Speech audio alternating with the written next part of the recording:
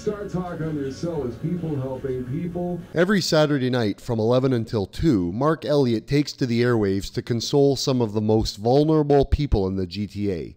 He helps them turn their lives around, and he is the sympathetic ear they are looking for. On my show, we talk about mental health and addictions. And the more we talk about it, the more we teach people about it, the better equipped they are to deal with their own problems. And they don't feel alone. Another outlet for those seeking solace and acceptance is the Mad Pride organization, originating in Toronto in 1993 and now celebrated in many parts of the world by people who identify as mentally ill and those in solidarity with them. It was a psychiatric survivor movement.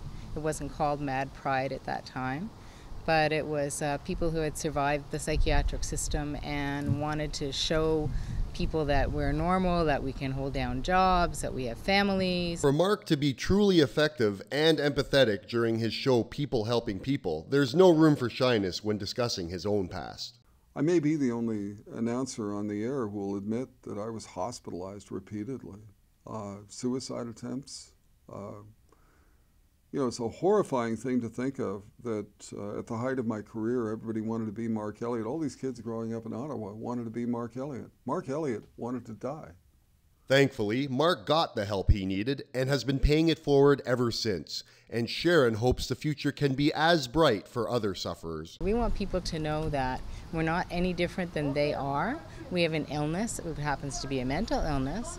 But it's just like people having a physical illness. People don't think that you're less of a person because you have a physical illness, but put the word mental in there.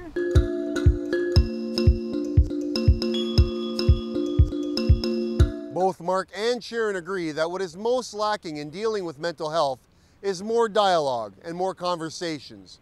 And until there is more of that, the stigma that's attached to mental health will always remain. For Say News, I'm Jeff Hill.